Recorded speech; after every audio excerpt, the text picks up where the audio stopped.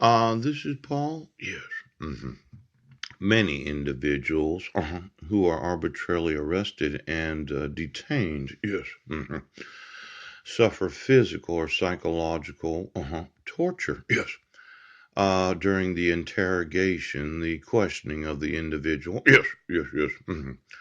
Now, for the two-count criminal complaint in Jefferson County, yes, Judge Landis would have said, yes, Paul, I'm not physically or psychologically torturing you, yes, for having you arrange for what the prosecuting attorney office did, yes, when they submitted to the court, yes, docketed the court hearing of the two-count criminal complaint, yep, where you had me transported across county lines, yes, so that I could appear before Judge Landis in Orange in jail in Jefferson County to answer for the two-count criminal complaint that I didn't receive until I was actually there.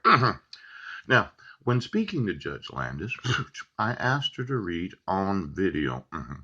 Read the protection order. The petitioner didn't sign it. Yes.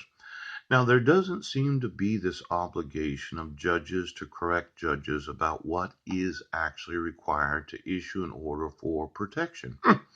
I've read the municipal code of King County. Yes. Seattle, Washington. Yes, he has.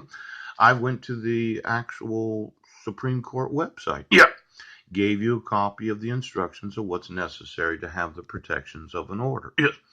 But when Judge Landis realizes, the petitioner did not sign the protection order, and in the discretion of the court of Brent Baisden, yes, he said that there was no need for the petitioner to sign it, right, because I have to do a mental health evaluation. Pooh.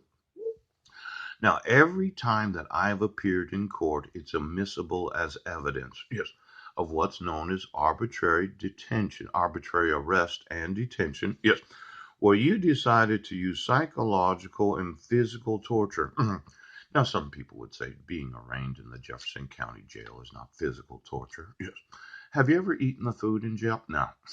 I will tell you right now, as soon as they brought that meal in, pooch, I thought, this is physical torture.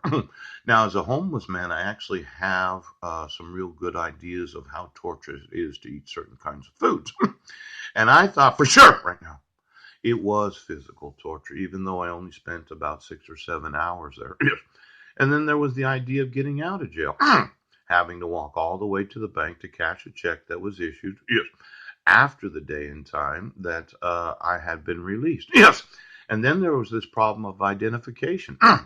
Now, it's nice that the bank that I went to was understanding that my identification from the state of Washington is not a current ID. But being trapped in Jefferson County with no way to get back except for a bus ride, yes, I experienced the physical as well as the mental torture. Yes, he does. Of not knowing where I was going to sleep, what I was going to do, and how I was going to do it. Yes, yes, yes. Now, when I get to Sylvan, yes, I would say it is physical or mental torture to arbitrarily arrest and detain and detain.